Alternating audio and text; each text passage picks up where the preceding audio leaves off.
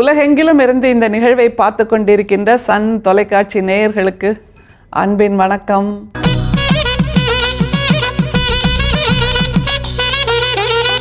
பொதுவாக நாம் பயன்படுத்துகிற ஒரு இயல்பான வார்த்தை, அப்படியே உடம்பெல்லாம் எனக்கு எரியுது தெரியுமா, மனசெல்லாம் எரியுது அப்படிம்போம்.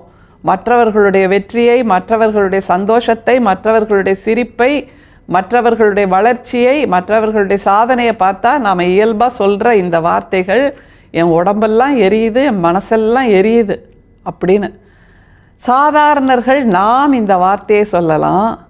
ஆனால் வள்ளல் பிரானை போன்ற ஒரு ஞானி, ஒரு சித்தர், இந்த மாதிரியான தாழ்மையான உணர்ச்சிகளை, உணர்வுகளை எல்லாம் கடந்த ஒருவர் இதே வார்த்தையை சொன்னால் நமக்கு கொஞ்சம் ஆச்சரியம் இருக்கும், கொஞ்சம் அதிர்ச்சி இருக்கும், கொஞ்சம் வியப்பு இருக்கும், கொஞ்சம் நம்ப முடியாத தன்மை இருக்கும். அப்படி நம்ப முடியாத தன்மையோடு தான் வள்ளல் பிரான் இதே வார்த்தைகளை பயன்படுத்துவதை நாம் பார்க்க வேண்டும்.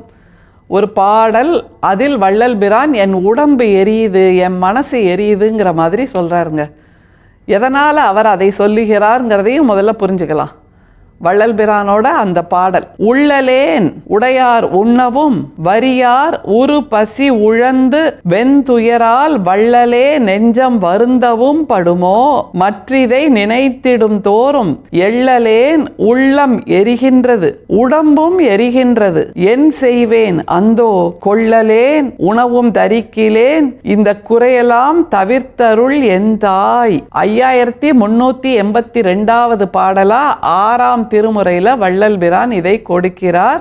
அந்த சத்திய ஞான சபையை எதனால் உருவாக்கினார் என்பதற்கான விதை இந்த பாடலில் பொதிந்திருக்கிறது அப்படிங்கிறதா நாம் உணர வேண்டிய வரலாற்று செய்தி. அதை தவிர என் உடம்பு எரிகின்றது, உள்ளமும் எரிகின்றது அப்படின்னு நாம் சாதாரணர்களாகிய நாம் சொல்லுகின்ற வார்த்தையை வள்ளல் பிரானும் சொல்லுகிறார். ஆனால் எதற்காக அவர் சொல்லுகிறார்ங்கிறதா நாம் உணர வேண்டிய ஒரு விஷயம். நமக்கு மற்றவர்களுடைய வெற்றியை பார்த்தால் உடம்பு எரியும், மனசு எரியுங்கிறத ஏற்கனவே சொல்லியாச்சு. ஆனால் வள்ளல் பிரான் அப்படியா? மற்றவர்கள் சந்தோஷமாக இருப்பதை பார்த்தால் அவருக்கு மனசு எரியுமா? மற்றவர்கள் சாதனையை செய்வதை பார்த்தால் அவருக்கு உடம்பு எரியுமா? இல்லை. அப்படின்னா வள்ளல் பிரான் எதனால் இதை சொல்லுகிறாருங்கிறத புரிஞ்சுக்கணும்.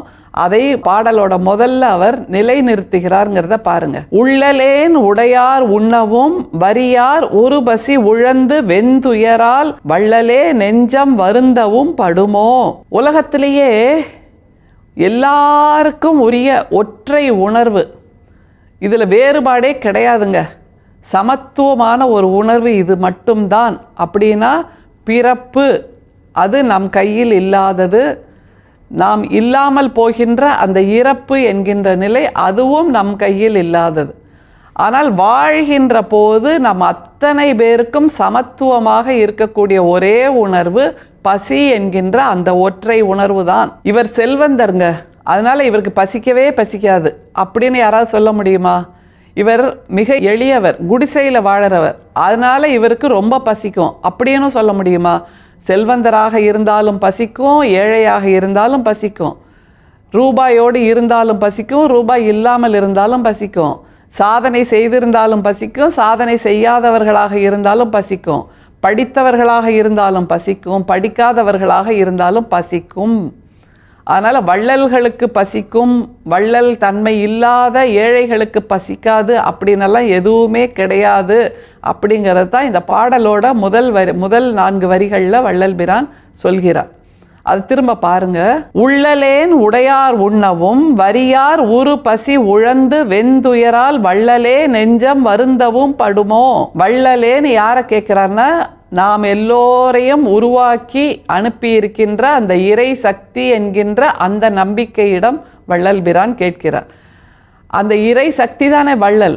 ஏன்னா தொடர்ந்து மக்களை உருவாக்கி கொண்டே இருக்கிறது அந்த இறை சக்தி, உயிர்களை உருவாக்கி கொண்டே இருக்கிறது அந்த இறை சக்தி, மரங்களை, செடிகளை, கொடிகளை, பறவைகளை, விலங்குகளை, நீர்நிலைகளை, மனிதர்களை உருவாக்கி கொண்டே இருக்கிறது தொடர்ந்து. அப்படின்னா வள்ளலாகத்தானே அந்த சக்தி இருக்கிறது. எந்த இடத்திலும் களைப்படையாமல், எந்த இடத்திலும் போதும் கொடுத்தது, இந்த பூமிக்கு இவ்வளோ உயிர்கள் போதும் அப்படின்னு எங்கேயாவது நிறுத்தியிருக்கா?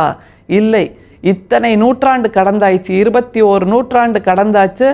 21 நூற்றாண்டுக்கு மனிதர்களை உருவாக்கினது போதும், இந்த நூற்றாண்டோட ஃபுல் ஸ்டாப் வச்சிடுறேன் அப்படின்னு அந்த இறை சக்தி எங்கேயாவது நினைச்சுதா? இந்த 21 நூற்றாண்டுக்கு மரங்களை உருவாக்கியாச்சு, நீர்நிலைகளை உருவாக்கியாச்சு, போதும் அப்படின்னு நினைச்சுதா?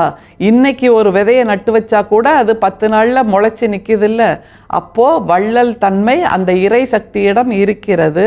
மிகப்பெரிய பாடலின் வியாக்கியானம். சரி, இவ்வளோ இருக்கு. ஆனால் என்ன செய்ய தவறுகிறோம் மனிதர்கள்? அந்த உயர்வான இறை சக்தியிடமிருந்து பிறந்திருக்கின்ற நாம் வள்ளலுக்கு வாரி வாரி கொடுக்கிறோம்.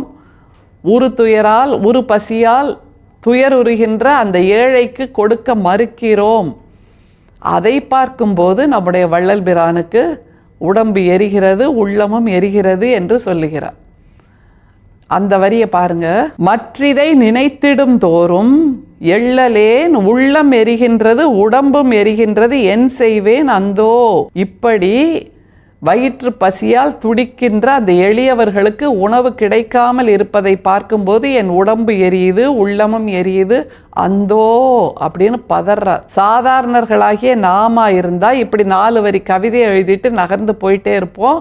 அப்புறம் எளியவர்கள் வறியவர்கள் வந்து ஏதாவது சாப்பிட கொடுங்கம்மானா, இன்னும் சாப்பாடு ஆகலைங்க, போயிட்டு அப்புறமா வாங்கன்னு சொல்லிடுவோம்.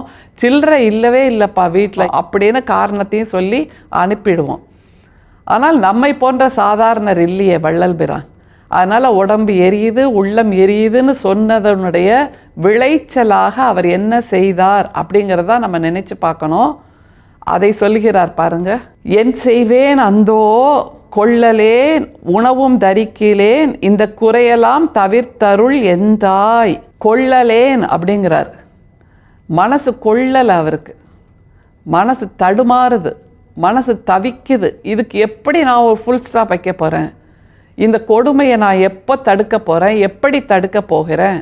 அப்படிங்கிற பரிதவிப்பு பதைபதைப்பு எல்லாம் அவர்கிட்ட இருக்குது. அந்த அழுத்தம் அவர்கிட்ட இருக்குது. அதனால் கொள்ளலேன் அப்படிங்கிறார்.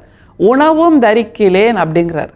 அவங்க சாப்பிடல, அதனால் எனக்கும் சோறு இறங்க மாட்டேங்குது. அவங்க தாகத்துக்கு தண்ணி குடிக்கல, அதனால் எனக்கும் தாகத்துக்கு தண்ணி குடிக்க மறுக்குது என் உடம்பு அப்படிங்கிறார். இந்த தவிப்போட நிறுத்திட்டாரா அப்படின்னா அதுவும் இல்லை.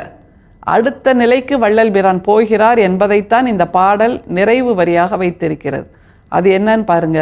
கொள்ளலேன் உணவும் தரிக்கிலேன் இந்த குறையெல்லாம் தவிர்த்தருள் எந்தாய். இந்த குறையெல்லாம் தவிர்த்த அருள் எந்தாய்னா அந்த அருளை இறை சக்தி எனக்கு கொடுக்கும். அதனால நான் கோயில் வாசல்ல போய் ஏங்கி ஏங்கி நின்று கேட்பேன்னு அவர் நிக்கல. முதல் அடியை அவர் எடுத்து வைத்தார். சத்திய ஞான தர்மசாலையை உருவாக்குவேன் என்ற முதல் அடியை அவர் எடுத்து வைத்தார்.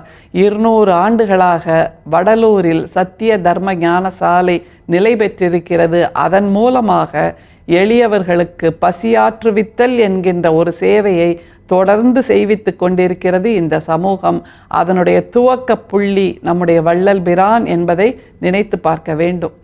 இப்படியாக இறையை உணர்கின்ற ஒரு புதுமை வழியை, புரட்சி வழியை நமக்கு வள்ளல் பிரான் காட்டி கொடுத்திருக்கிறார், காட்டி சென்றிருக்கிறார். ஆனால் நாம் 2 மந்திரம் சொல்கின்றவர்களின் தட்டில் தட்சணையை போடுவதும் உண்டியலில் கொண்டு போய் ரூபாயை போடுவதும் தான் இறை வழிபாடு என்று நினைத்து கொண்டிருக்கிறோமே தவிர சத்திய ஞான தர்மசாலையில் செய்விப்பதை போல் எளியவர்களுக்கு உணவை கொடுப்பதுதான் உண்மையிலேயே இறை வழிபாடு என்கின்ற புரிதலை இந்த பாடல் நமக்கு கொடுத்திருக்கிறது. புரிந்து கொள்வோம். அதன் மூலமாக இறை வழிபாடு எது என்பதை அறிந்து கொள்வோம். அருட்பெரும் சோதி, அருட்பெரும் சோதி, தனிப்பெரும் கருணை, அருட்பெரும் சோதி. மீண்டும் சந்திப்போம். நன்றி, வணக்கம்.